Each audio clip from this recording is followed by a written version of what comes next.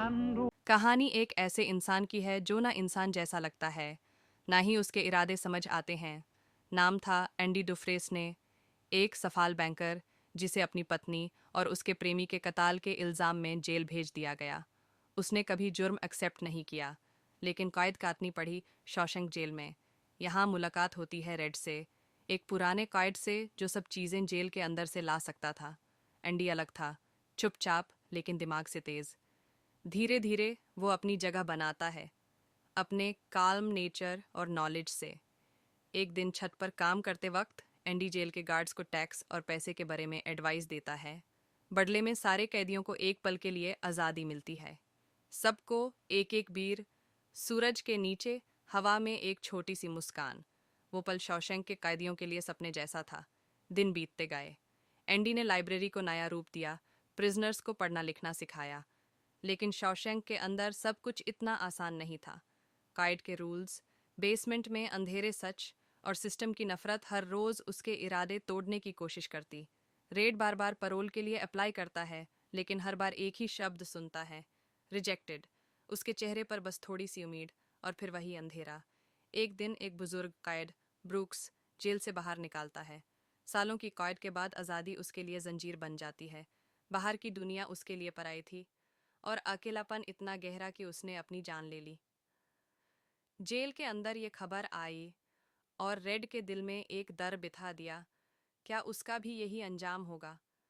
फिर आता है वो मोड़ जब एक नए काइड से एंडी को कुछ ऐसा पता चलता है जो उसकी ज़िंदगी बदल सकता था। पर सिस्टम को सच पसंद नहीं था। आज़ादी का दरवाज़ा बंद कर दिया गया और एंडी को और गहरे अंधेरे में धकेल दिया गया। और फिर एक रात आती है जो शॉशैंक की तारीख बदल देती है। अगले दिन एंडी अपनी सेल में नहीं था। सिर्फ एक पोस्टर, एक सरप्राइज और एक सफ़ार जो किसी ने सोचा भी नहीं था। कैसे? यह राज धीरे धीरे खुलता है। एक दिन उसने रेड से एक रॉक हैमर मंगा, छोटा सा टूल, बस पत्थर तोड़ने वाला।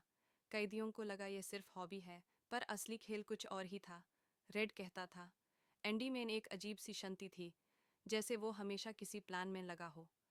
फिर आया सबसे बड़ा मोड़, एक तूफानी रात, बारिश से भरी अंधेरा। एंडी अपनी सेल से गायब हो गया। सुबह जब गार्ड आते हैं तो सब हैरान रह जाते हैं। वो नलियों के गंदे पानी से गुजरा और बारिश में खड़ा होकर हाथ आसमान की तरफ उठाता है। आज़ादी मिल गई। 20 साल, दिन रात, एंडी अपनी सेल की दीवार को छोटा छोटा तोड़ता रहा। एक सुरंग बन गई पर किसी को खबर तक नहीं हुई। एंडी ने अपने पोस्टर के पीछे से सुरंग बनाकर जेल से भाग गया था। एंडी सिर्फ भागा नहीं था, उसने जेल के करप्शन के सबूत भी अथॉरिटीज़ को भेज दिए थे और अपने नाम पे सालों असल पैसा भी जमा कर रहा था। जेलर शार्म से अपनी जान ले लेता है। रेड कहते हैं, जिंदगी को दो रास्ते हमेशा मिलते हैं, या तो अपने अस्तित्व में मर जाओ या फिर जीना सीखो। रेड आखिरी बार परोले के लिए जाता है। इस बार कुछ बदल गया था। उसकी आवाज़, उसका अंदाज, सिस्टम भी समझ गया और उसे आज़ादी मिलती है। बाहर आकर वो वही दर से लड़ता है जहां ब्रूक्स हारा था। एक पल के लिए रेड भी टूटता है, लेकिन उसके पास एक वजह थी, एंडी की याद। वो लिखता है अपनी दीवार पर और फिर एक सफ़र पर निकालता है, उस दोस्ती के पीछे जो ज़िंदगी भर की थी। और अंत में एक समुंदर के किनारे पर धूप के नीचे दो दोस्त एक बार फिर मिलते हैं। शॉशैंक की कहानी सिर्फ जेल से भागने की नहीं थी, यह उम्मीद, दोस्ती और आज़ादी की कहानी थी।